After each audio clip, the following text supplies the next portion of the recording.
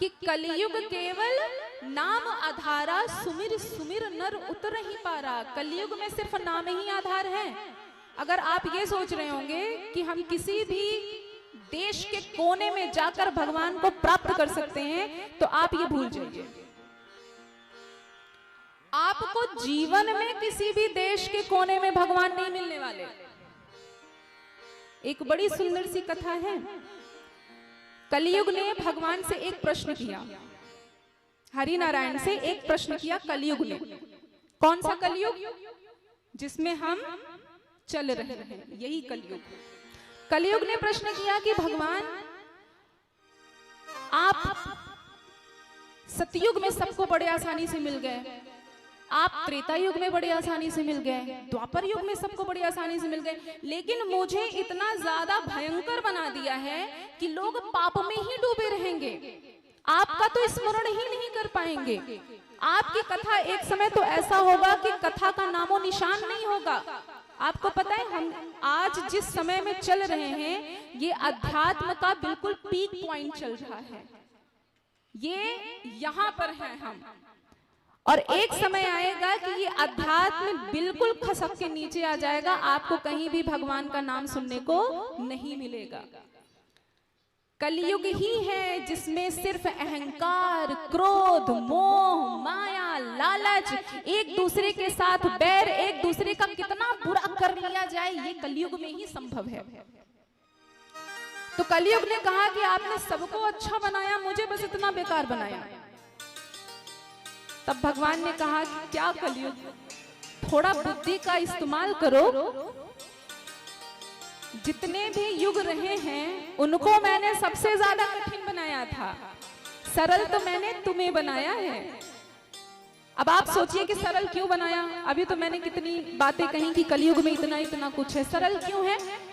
सरल इसलिए है कि भगवान कहते हैं कि सतयुग में लोग जप तप करते थे, और ऐसा नहीं कि एक दो महीने जप तप, लाखों लाख करोड़ों करोड़ वर्ष तक जप तप करते थे। तब कहीं जाकर भगवान की गंभीर आकाशवाणी होती थी, उसके बाद फिर भगवान अपना दर्शन देते थे। त्रेता युग में भी यही हुआ कि जप तप यज्ञ करके भगवान को समर्पित करके भगवान को प्राप्त कर लिया। द्वापर युग में भी यही हुआ कि अपनी समस्त सेवा को भगवान के चरणों में समर्पित कर दिया और भगवान को प्राप्त कर लिया। लेकिन कलयुग में कैसे? अगर मैं आपसे प्रश्न करूं कि क्या आप लोग हजार हजार वर्ष तक तपस्या कर लेंगे? कर लेगा? नहीं। माताओं के पास तो समस्या एक यही होती है कि घर का कार्य करना है,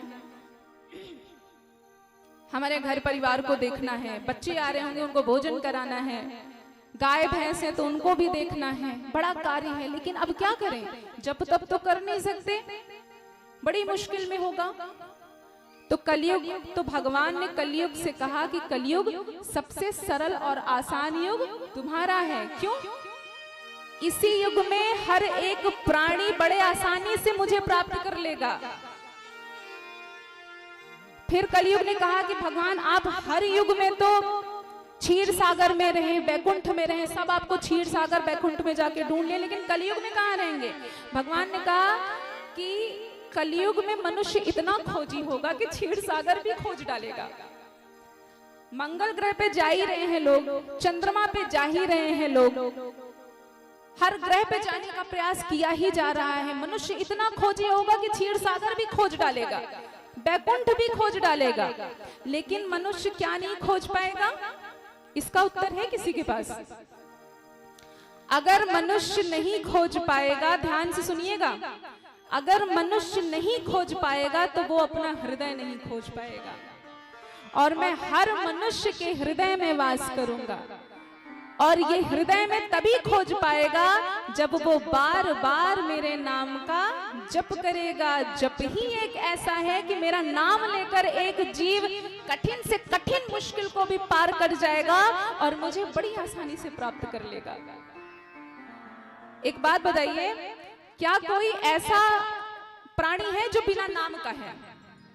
इस दुनिया में कोई ऐसा मनुष्य है जो बिना नाम का चल रहा हो? नहीं ना, बिना नाम का कोई परिचय ही नहीं है। नाम से पुकारेंगे तभी वो मनुष्य पीछे दौड़ेगा। मैंने कल्पना को कल्पना कहा तभी वो पलट के मुझे देखेगी। अगर मैं नाम नहीं पुकारूंगी तो वो मुझे जानेगी ही नहीं। इसी प्रकार से अगर आप भगवान को पुकारेंगे नहीं तो भगवान आपको देखेंगे कैसे? तो अगर आप चाहते हैं कि भगवान राम, भगवान कृष्ण आपकी तरफ देखें तो आपको उनको पुकारना पड़ेगा और बार बार पुकारना पड़ेगा। कलयुग केवल नाम आधारा, सुमिर सुमिर नर उतरहि पारा। कलयुग में सिर्फ नाम ही आधार है।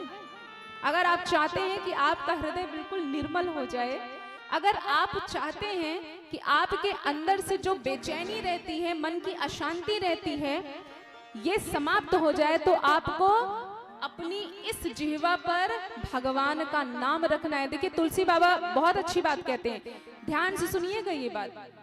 शाम के समय हर माताएं बहनें अपने घर के आगे गेट पर दीपक जलाते हैं ना? क्यों जलाते हैं? ये कहकर कि माता लक्ष्मी का वास होगा। उसी प्रकार से बाबा कहते हैं कि ये जो हमारा मुख है ये गेट है, दरवाजा है, और ये जो जीभ है ये क्या है? देहली है। अपने इस जीभ वाली देहली पर भगवान राम के नाम का दीपक जला के रखो तो भगवान स्वयं आपके भीतर आएंगे और आपके हृदय में बसे हुए भगवान स्वयं स्पष्ट हो जाएंगे। इसीलिए यही कहा गया है कि जितना हो सके भगवान का नाम जपो।